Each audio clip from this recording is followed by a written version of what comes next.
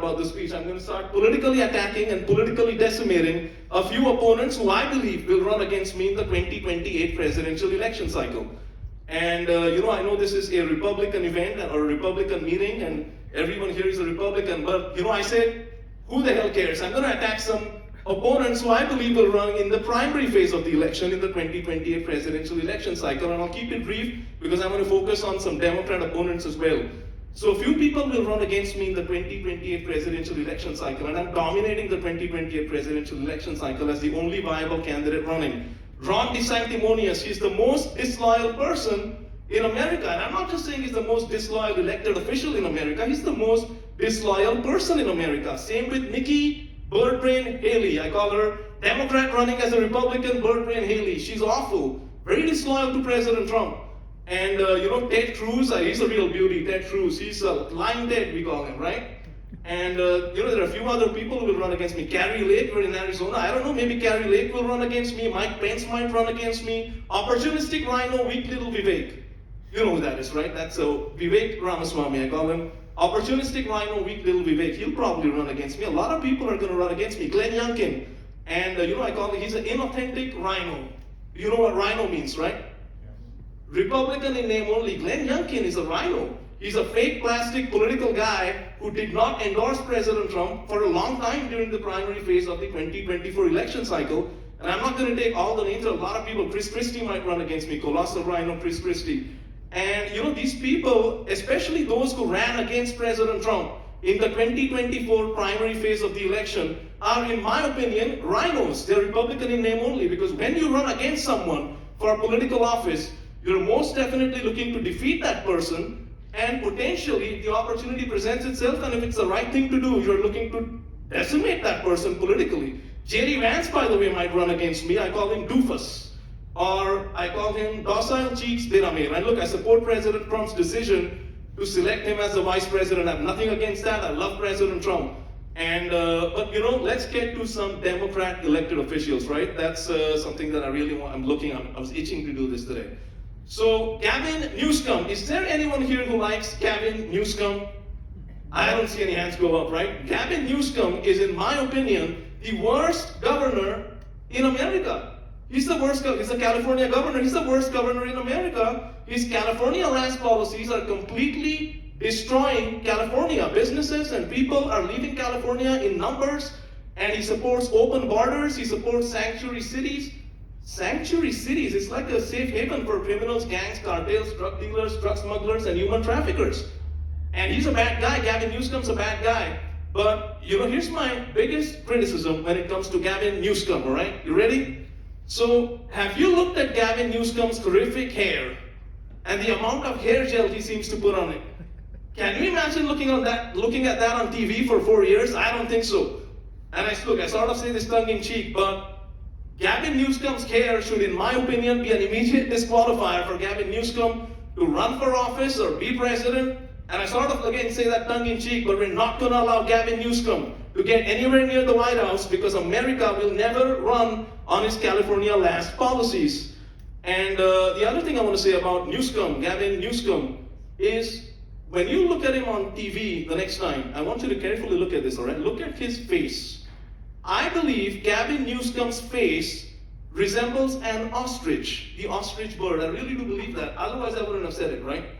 He resembles an ostrich. And look, I have nothing against the ostrich. I believe the ostrich is a very fine bird. And I like the ostrich. GAVIN NEWSCUM is not a fine guy. I do not like GAVIN NEWSCUM. And we're going to politically decimate GAVIN NEWSCUM if he decides to run against me in the 2028 presidential election cycle.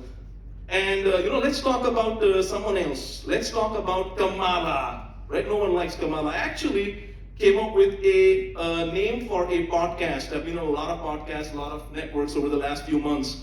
And I came up with a name, and I'm going to share it with you. I've never shared it with anyone publicly ever before. And I should actually get it copyrighted, to be really honest. But here's the name. If anyone wants to start a podcast, consider it. And interview me. Let me be the first one to interview with you, right?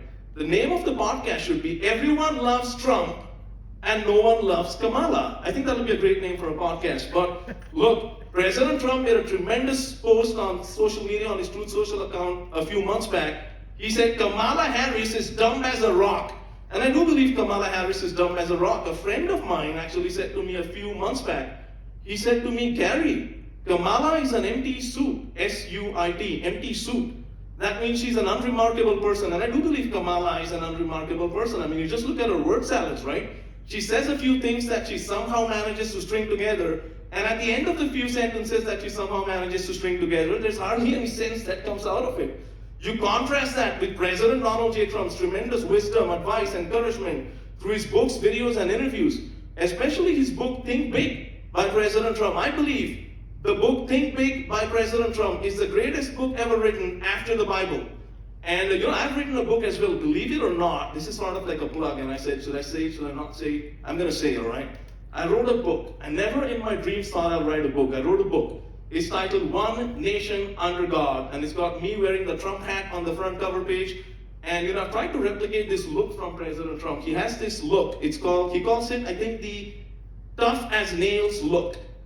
And I've replicated that during the photo session. I think it's a great book. It's on Amazon, iBooks, and Barnes & Noble platforms, ebook and paperback. This is a quick plug, but I said I'm going to do it, right? I think it's a great book, and the reason I'm sharing it with you is because I genuinely believe it will help you understand the Trump Republican Party that I've been a big part of for the half a decade now. And I've talked about President Trump, I've talked about our great country, the greatest country in the world, the United States of America, as well as my campaign for president.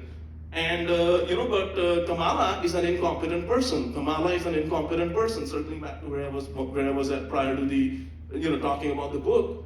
And, there's another person it's been in the news recently. Alexandria Ocasio-Cortez, right? She is a far-left socialist Democrat.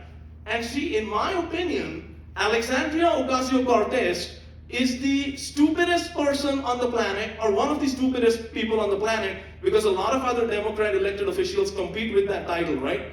And so, Alexandria Ocasio-Cortez, she will destroy our country if she gets anywhere near the White House. She's a far-left socialist Democrat. And, she has, I was thinking about it, right? I said, she has a really annoying voice. Alexandria Ocasio-Cortez, annoying was the word that came to my mind. Very annoying voice. But, I think this is her worst attribute, along with her America Last policy. She's the America Last candidate. Alexandria Ocasio-Cortez is the America Last candidate. But, she has, if you look at her on TV, and not a lot of channels put her up on TV anyways, but if you look at her on TV, if you look at her eyebrows, she has the worst looking eyebrows of anyone I've ever looked at in the world. And, I'm not just politically attacking her on her attributes or the lack of her attributes for any other reason other than mainly because she's the America Last candidate, and I do not want her to get anywhere near the White House because she will destroy our country, and I love our country. And Bernie Sanders probably wants to run. I understand he wants to jump on the ticket with Alexandria Ocasio-Cortez, and Bernie Sanders is a socialist as well. And there's this guy named, have you heard of this guy? J.B. Pritzker. And I sort of said, who the hell is this guy, J.B. Pritzker? I saw him in the news. I said, who the hell is J.B. Pritzker? I looked at him on the news report, and he's from Illinois. And he's a circular kind of a guy. Let's put it that way. He's a circular kind of a guy. And I said, I would love to see Bernie Sanders and J.B. Pritzker run. I would love to see them run. I'm talking about running for president, but that would be quite a sight, right? Them running for president. And so these Democrat elected officials, I don't know who else is going to run against me. We're going to politically decimate them as the biggest, most loyal supporters of President Donald J. Trump in America.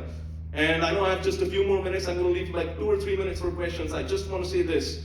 I've done a lot of media interviews with Newsmax, Fox News. Those two have not gone live yet on the broadcast perspective. I've interviewed with RSPN. I've interviewed Right Side Broadcasting Network, Epoch Times.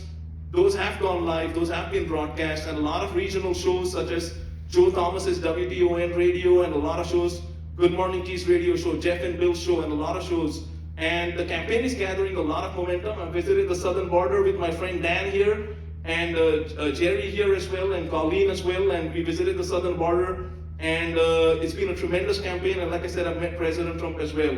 And I know we have like 3-4 more minutes, 5 minutes.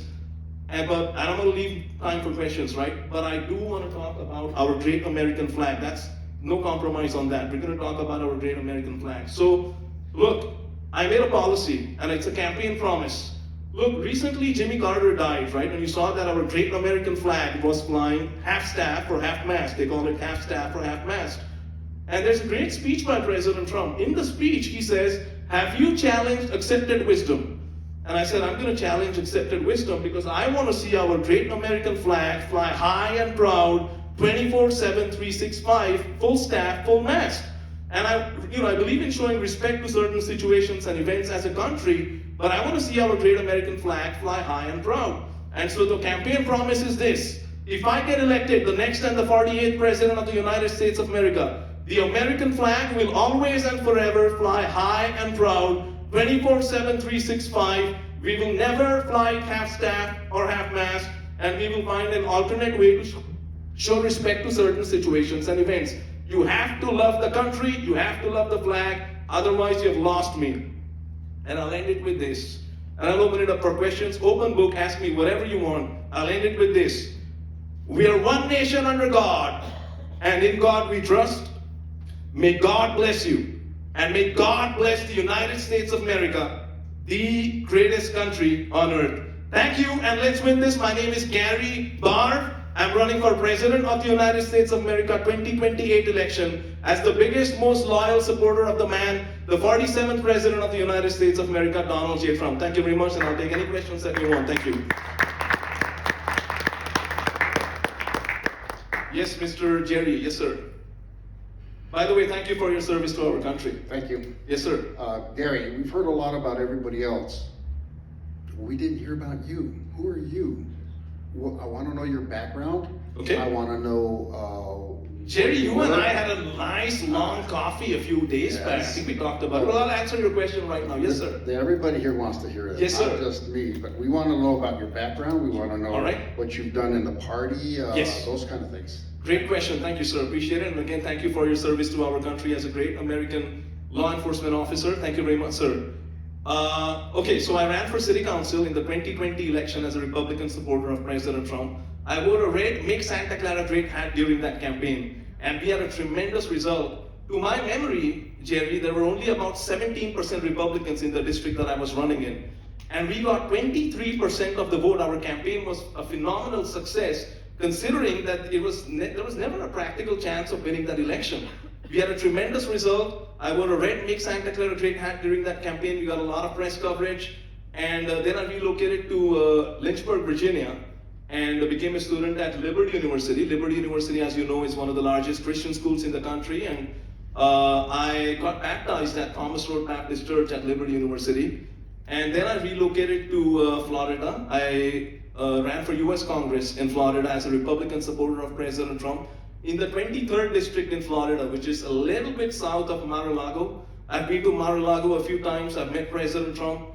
And we had a good result in the US Congress election. We hardly donated or contributed any money into the campaign, but we had a good result. But I mentioned, Jerry, this book, Think Big by President Trump. And I said it's the greatest book ever written after the Bible. And it is the greatest book ever written after the Bible. It's had a tremendous positive impact on me. And that's one of the reasons why I'm running for president. His inspirational book, Think Big. And in the book, he talks about a lot of things. He talks about think big. He says, never, ever, ever, ever give up. If there's one message I'll leave you with today, never give up. He says, go against the tide, which means go against the convention, go against the current. And he says, love the country, serve the country, and dream big and bold. And I said to a lot of people, I want to run for president. I love the country. And that's one of the reasons why I'm running for president. And I'll say this. The other reason I'm running for president, along with the reasons I mentioned earlier, I love President Trump, I love our country, the greatest country in the world, the United States of America, and I love our great American people, and I want to make America great again, keep America great, and save America. But there's another reason, and I'll say it right now. Sorry. America runs through my blood, body, mind, and soul. Thank you very much. Appreciate it. Yes, sir, Dan. Thank you. Thank you very much. Appreciate it. Make America great again, keep America great, and save America. Thank you very much.